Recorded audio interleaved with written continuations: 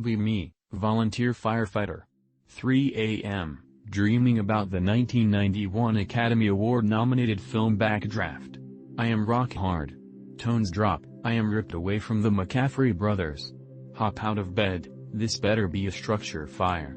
Hear dispatch and on fire, you are needed at 123 XYZ. I hear the address, I know this is a bullshit lift assist. Same call every month.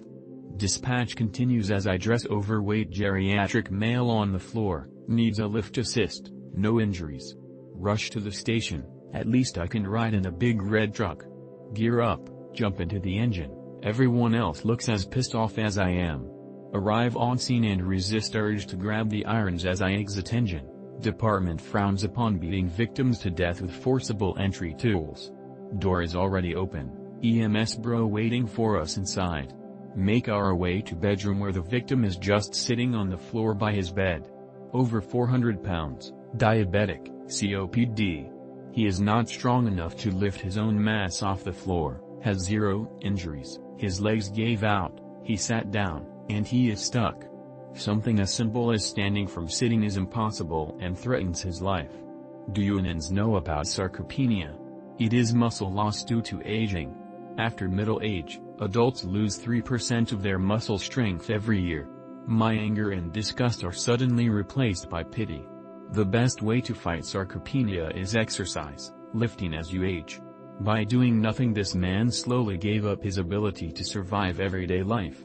I am sure he thought he was perfectly healthy being fat and lazy until it all caught up with him. We pick him back up and place him back on his bed. EMS brothers dismiss us. I guess he refused transport to hospital. Ride back to station is quite. One day the calls to this place will stop, then we will be called for forcible entry on a wellness check. We will discover his body sitting on the floor having died alone. Don't let this happen to you innings. Keep moving, keep lifting. We are all gonna make a task in 2P.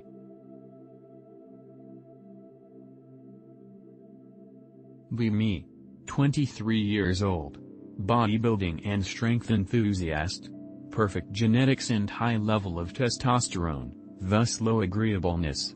Planning to become a NEET because my goal this year is to make a choose-your-own-adventure kind of video game.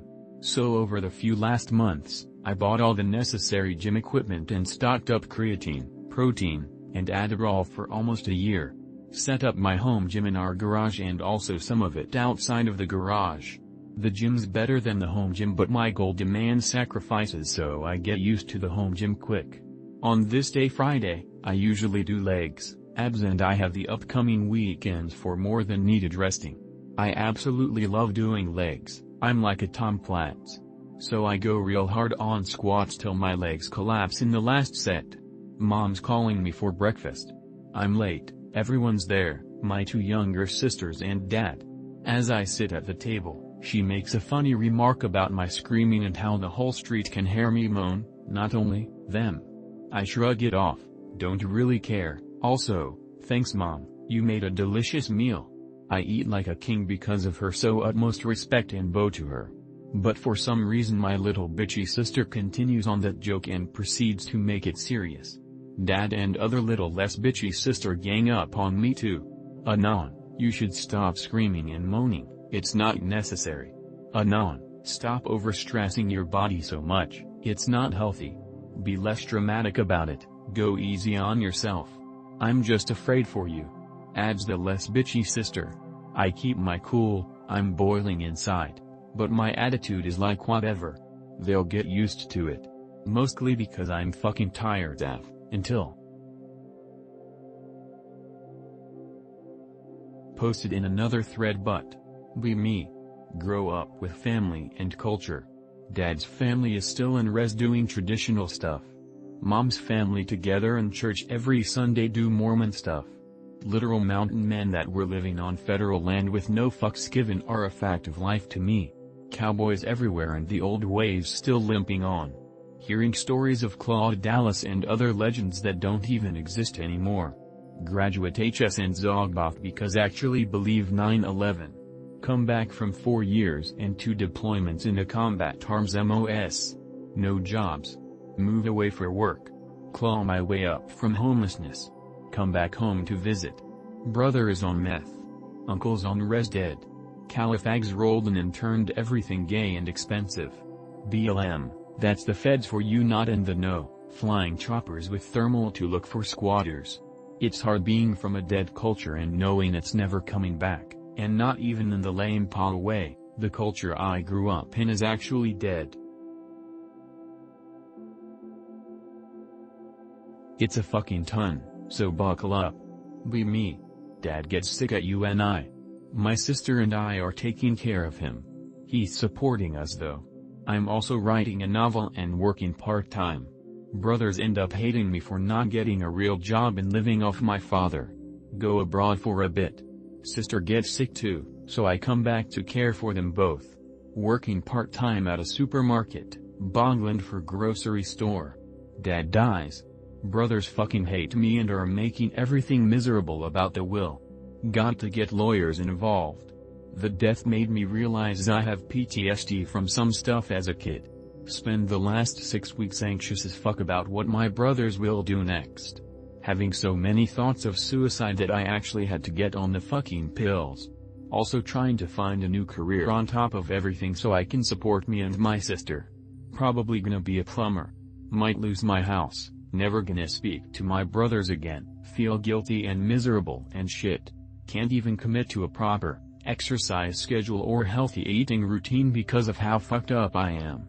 Thanks for listening. Be me. Coom. Get out from bed to make sandwich. Accidentally suffer nervous breakdown because I got out of bed incorrectly and OCD hit and everything changed. Scared beyond belief. I can't return to my previous state of mind. Whole world's changed. Try to recover but can't. Get back into bed slowly with this new mindset. Decide to coom because it's like the previous coom didn't just happen 10 minutes ago. Anyone else have this disease? Swear to God it's fucking scary and it's becoming insanely problematic for me. A shot of whiskey please. Be me. Mom and Dad let me temporarily stayed with my maternal grandfather and his wife, who is also my father's aunt, due to financial issues. Grandpa's wife refused to give me and decided to raise. My parents thought I was better off with them since they were richer than my parents who were really poor at the time. It turned out that she didn't have much experience with raising kids since she didn't have any, and my grandfather was a terrible dad to my mother. Ended up being the autismo kid who got bullied in school. Fast forward to now. Both of them died and I lived with my parents now. Dad ended up spending 4 years trying to fix my problems and teaching me the rope on how to be a man because he didn't notice it before. Life is drastically improved because I have a father figure now. It's a lame story, but I wondered if I would have ended up more successful if I had father figure at the start. Be meal fetus. Tried the carnivore diet. Lost weight and more importantly healed some health issues. 2 months and feeling better each day. Fucking paused carnivore because it's the holidays. Got addicted to Goy Slope again. Starting again now. Gonna do an extended dry fast to heal my body from all the Goy Slope I ate. Then back to carnivore.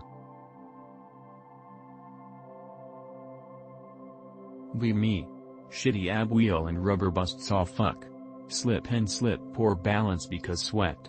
Buy new plastic ab wheel. Throw water on the ground. Roll it at my farthest distance standing. Smooth and controlled, furthest range of motion I ever got.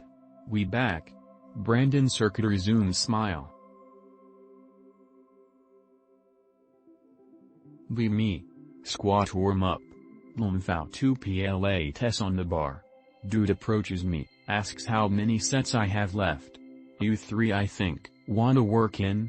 Looks at bar lol bro no I can't handle that, I'll just wait THX. I go on to squat LMAO 2.5 PLA test. Does that mean I'm not an absolute dial anymore?